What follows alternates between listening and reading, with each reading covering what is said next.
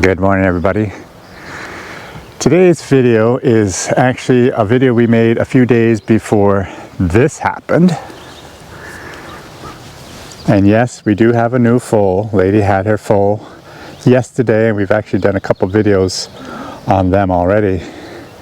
But I just wanted to let you know that today's video had happened actually before Lady had her foal. And as you can see, she's still quite protective of the foal and doesn't want us anywhere near, but she will come into the barn and we'll fool with them then. So let's start on today's video. Hello everyone, welcome to Working Horses with Jim. Today we have a barn full of horses. We just got some of them in from being out in the pasture over the weekend. Baron's having a little nap. And Bree's been out for quite some time, and Duke was out over the weekend as well. So we thought we'd just show you all the horses inside, and out in the pen or roaming outside is Lady. At this point, she still has not yet had her baby. But we expect any day now, as she is 2 weeks overdue, and Jim noticed that she is beginning to bag up. So we're hoping that any day soon, and we're glad that she's in here now on a pasture that's very close by so that we can keep good track of her and also the little one when they arrive. We have experienced a bunch of rainy weather. I don't know if Lady's out here anywhere where we can see her right now to check. Oh, she's way out in the pasture. I can see her, but I bet you can't. But anyways, we've had a bunch of rainy weather, and things are a little wet even in the barn here. But the thing is, Jim really wants to get some haying done, because we are going in a few weeks to the Horse Progress Days in Lancaster County, Pennsylvania.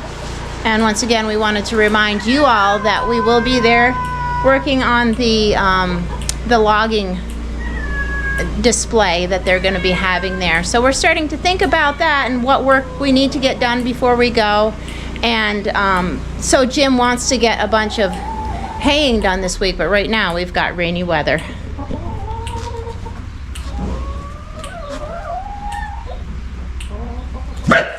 So let's go see what Jim and William are up to this morning.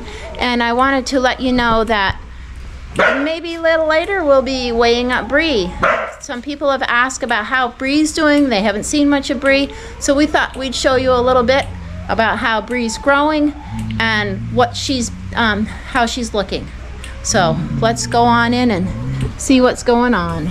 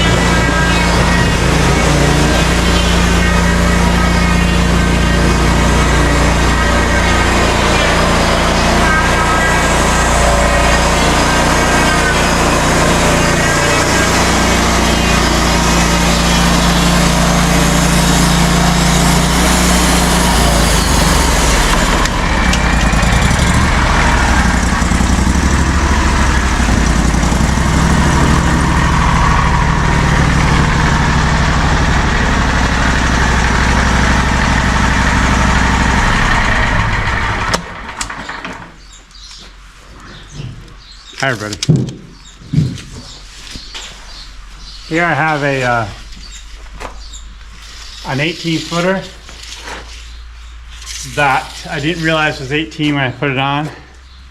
So as I'm cutting these boards off that go through the edger, a lot of times I can get, like right here, I'm going to cut it at 10.2, 10.3, and that way this 10-foot piece, I can get probably a 2x8 or two 2x4s out of that, and then this 8-foot piece right here, I can get a 2x4, because that's all we have, down here at this end. So what are you sawing for today? We call it just for the racks. It's for our own stuff when people stop in to buy stuff. So I got a whole bunch of 2x4x16s over there that we'll take out and get stickered up. And then as you can see, William's hard at work at finishing up that greenhouse and putting that poly on. I wanted to show you guys kind of what that poly was. I absolutely love my greenhouse, but I think these windows would make it even easier to, I'll show you the windows, guys. The windows would make it even easier to, to get the open and shut, and then we've got like a hook and eye on ours and you have to go in and out to open and close the windows. So I think this will be really nice. There's just 2 windows that are going to slide into place here on the side, and I believe in the back. So that will be really nice.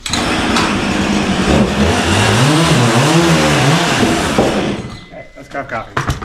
Okay, I just wanted to, through our picture window, open air picture window here, out in the distance is a lady on this wet morning with the cows. As I said, she can go in the barn if she wants to, but she's happy out there by herself.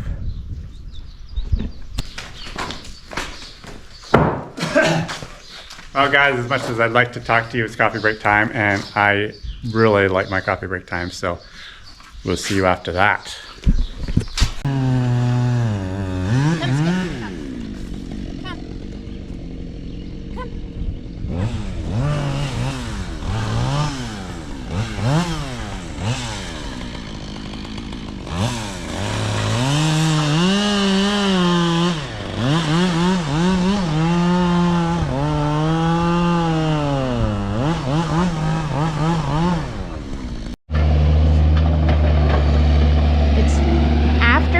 Break, and Jim has been busy bringing some firewood over to our outdoor furnace and dropping off some more lumber that has to be stacked up.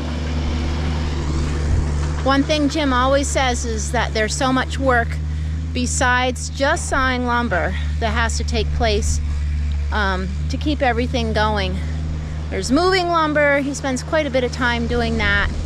And then he's over there moving logs, putting them on the mill. And so all these things do add into the equation of how much lumber you can actually saw in a day. Anyways, I'm very glad for the slab wood we have that fuels our furnace even here in the summer, as we have a dry kiln and are drying wood. I hate to show you the garden because it's pretty weedy right now, but it's also very wet, so we can't do anything about it. Things are just starting to come up, and some things are a little on the yellow side, but this weather is actually good for things. I'm busy over here picking strawberries, and I've got a long ways to go, so I better keep at it. My patch is a little too crowded. It's made the berries a little bit smaller, but I'll just live with what I got, and I'm pretty happy for it. I took some down to my grandkids over the weekend. They just loved them. They devoured a bowl in not too much time, so I was glad to be able to do that. These will probably turn into some jam, and also maybe just be put in the freezer. We love to make like a little milkshake or smoothie with frozen berries. It works really great with my blender.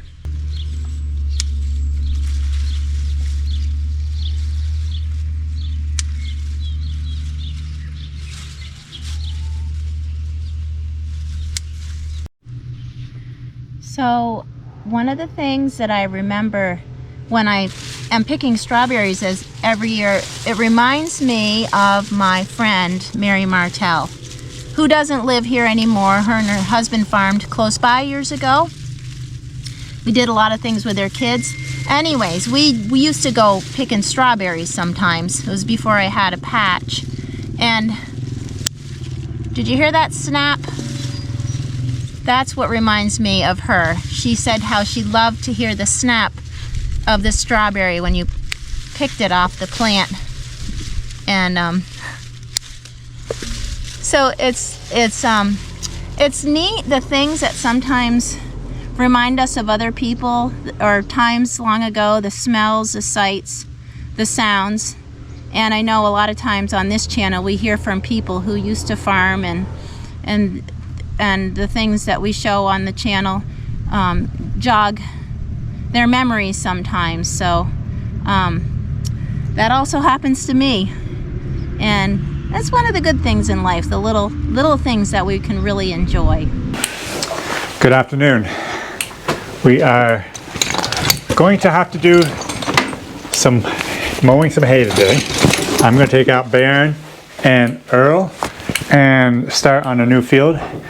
And but I had said that I wanted to weigh up Bree to see if she's gained any weight. A month ago we weighed her up, and I'm curious to see if she's gained any weight. So we're going to do that as soon as I get Baron harnessed up.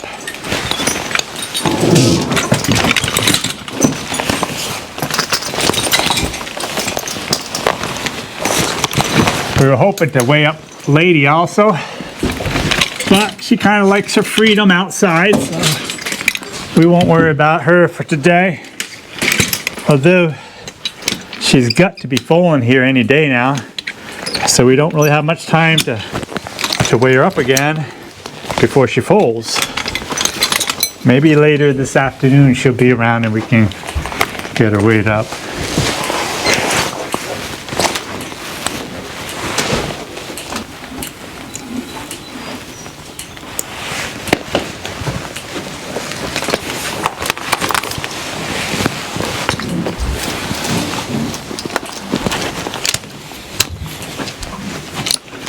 Okay, let's go get Bree weighed up. So 1 month ago, Bree weighed 810 pounds. Let's see what she weighs now. No.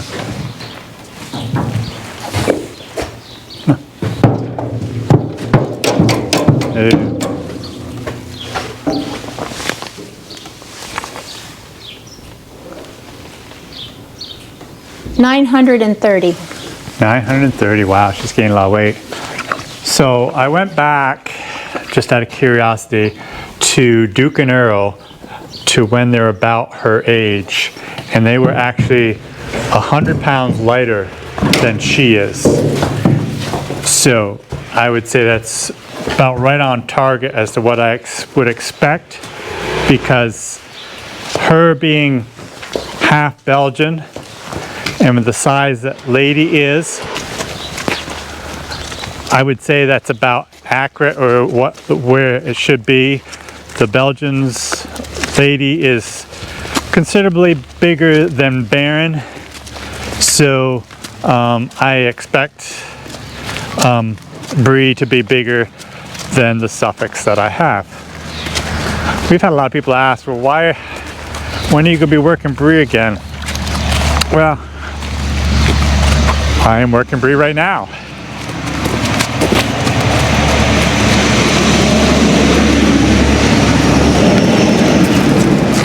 With a young animal like Bree, with the amount of training we did in her early years, I am able to take her at this stage without doing a thing with her for a long time, at least a month, and I can just lead her around once, and that's all I'm going to do.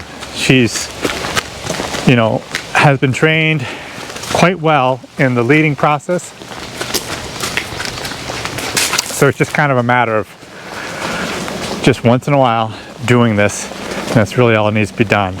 As far as driving her, that process, it most definitely could be done right now, but I have way more than I can handle as far as horses and other farm work and sawmill work and logging work that I just don't have the time to spend on a young animal to teach her to drive.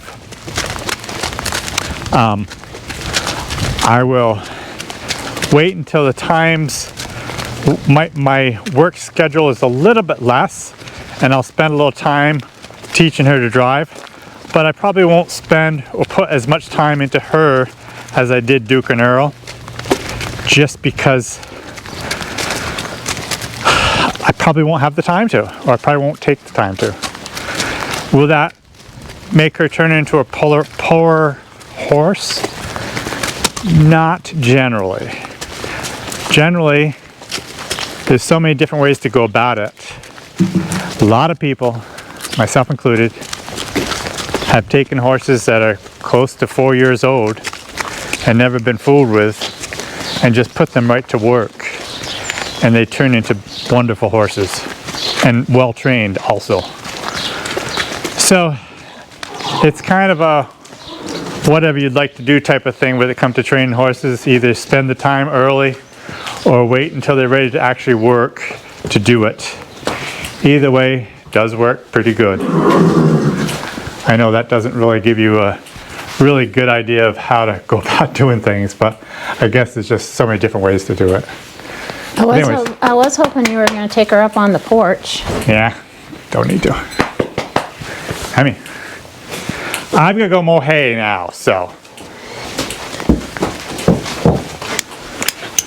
my plan for today is to take Earl and Baron and start the field that I'm on, and then I'd like to be able to come back and do about half of them and come back and take Duke and Ken and finish the job. So we'll just see how the afternoon progresses. Okay everybody, I went out with Earl and Baron, and I went around the field I think 3 times, and it's pretty darn wet out there. No standing water, just everything's wet from all the rain we've had.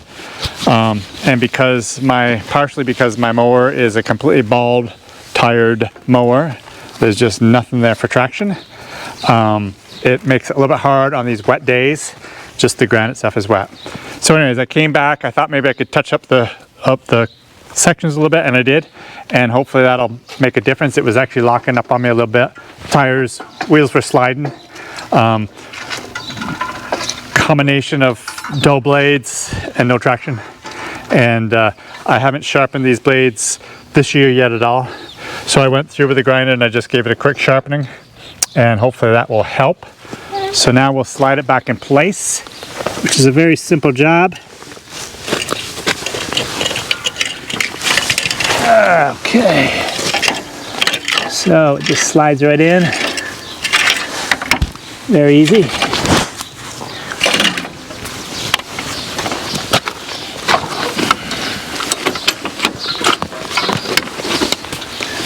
And then I put the ball of the section right there, and then this is the pitman, and I set it right over the top of that ball. I just take my foot and bam, and then I just take this and slide it back and lock it in place. So now that is good to go. I do have one other thing I want to do though. I have the shoes. We had a lot of hard rain yesterday, and so it's lodged pretty bad, and the shoes are not down as far as they can go, and I want to drop them down as far as they can go so I can get as far underneath the lodged hay as possible. I'm more apt to get everything cut without having too much stuff left standing in the field. So that's what I'm going to do now. It's just a matter of taking that bolt out right there and sliding that shoe up.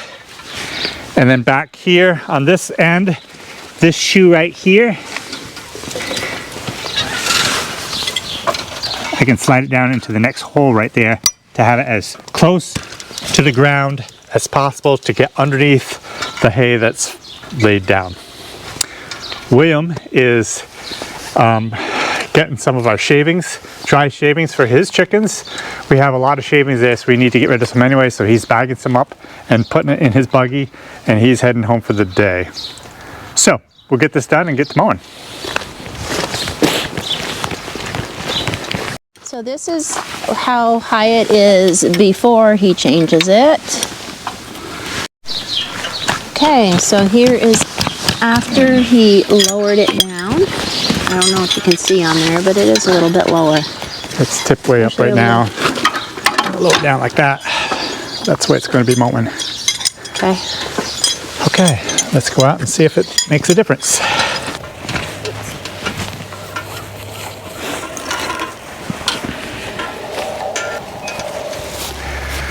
Okay, so we're out here ready to go. I wanted to show you guys one thing that I did. Last year I was having a lot of troubles. I think it was last year I was having a lot of troubles with mowing, more of the second cutting. And I decided to try something else. And if you come up here close, Brenda, on my bar here, you can see we have what a lot of people would call hay bind guards. These three stub guards right here on the bottom side below the knives. But you'll also see I have two of them over here, right there, there, and there. Now, what I tried to do last year is I actually tried to go with all stub guards the whole way through. So I took all these rock guards off and used all stub guards, thinking, well, maybe with that second cutting that would cut good. Well, it did not. It just did not work good. So I went back to putting the rock guards on, but I think I originally had two stub guards here, and so I put left a third stub guard here, and then I put on a bunch of these rock guards, and these are all doubles, so they're two pieces in two of these guards in one piece. But I decided to leave one of the rock guards out and use those two stub guards at the end. And I don't know, that really seems to work good. I might even somewhere else in here take out another section of the rock guards and put in some stub guards.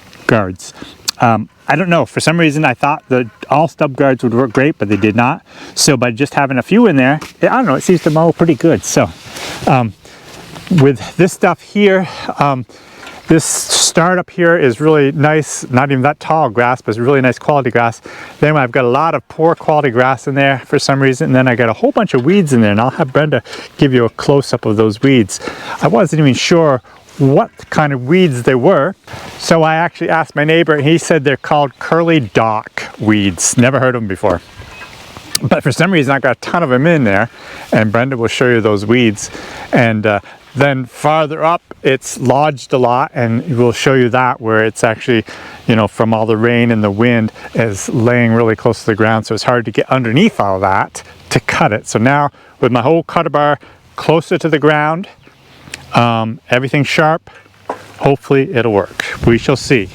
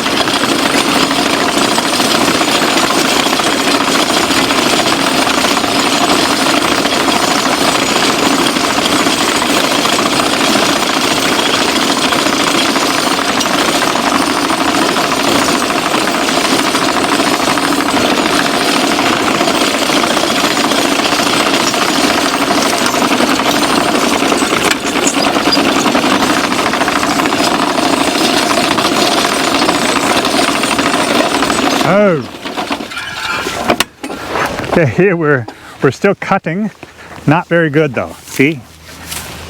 Going to have a lot of standing stuff here, but it's just so lodged here. It does not cut and fall off the cutter bar very good at all. And this is not a surprise. It's just something we have to deal with when we're cutting this type of grass.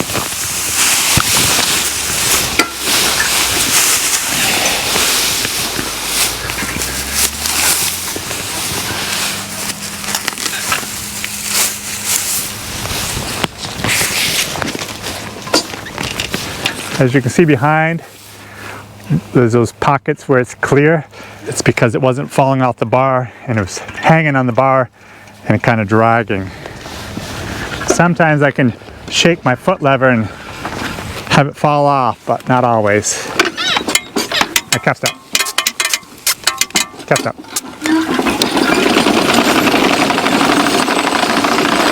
Oh! Bye, bye, bye.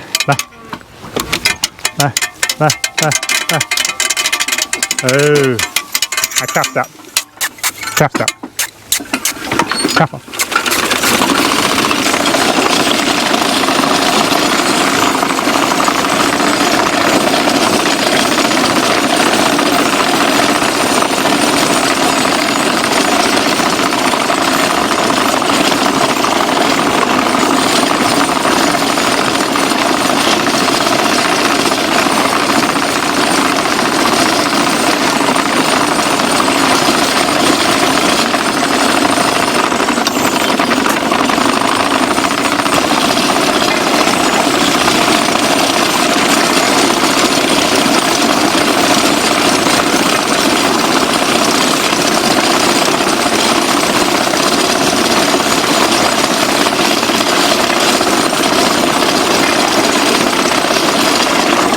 Hip, G, here, G, here, G, careful.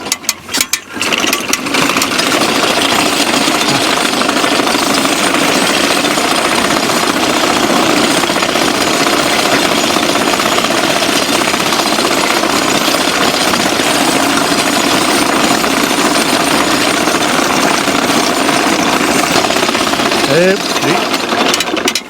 G, G, G. High tap, tap, tap, tap, tap.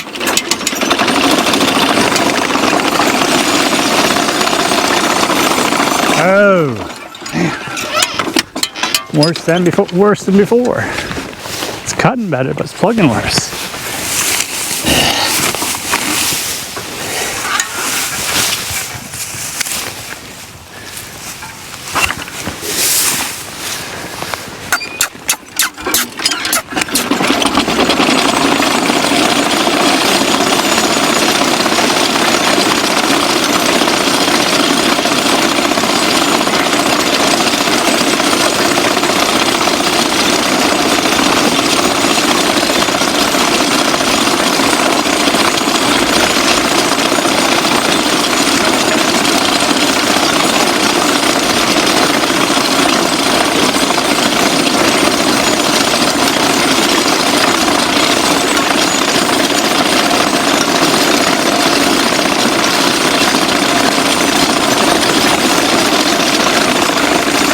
Oh!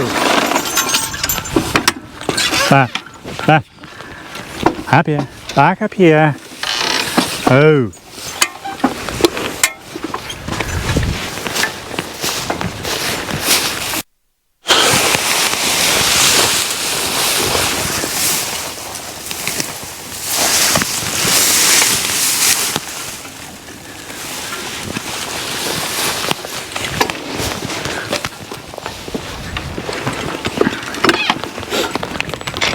And cuffs out.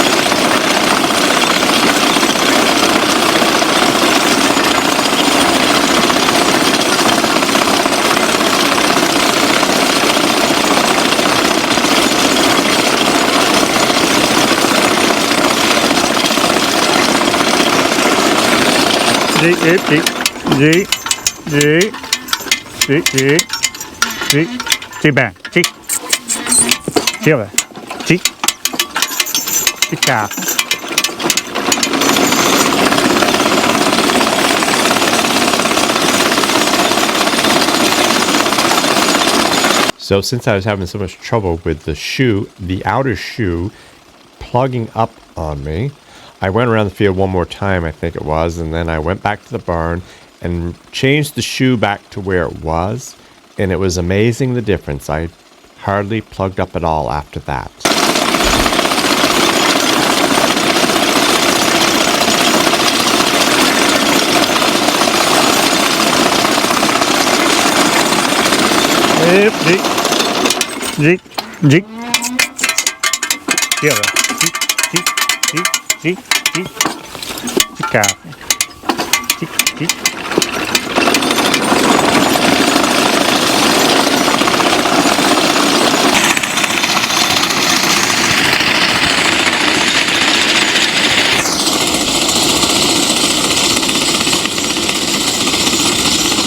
We sure hope you enjoyed this video. Stay tuned. We're sure Lady's going to be giving us some news soon. So stay tuned to our channel.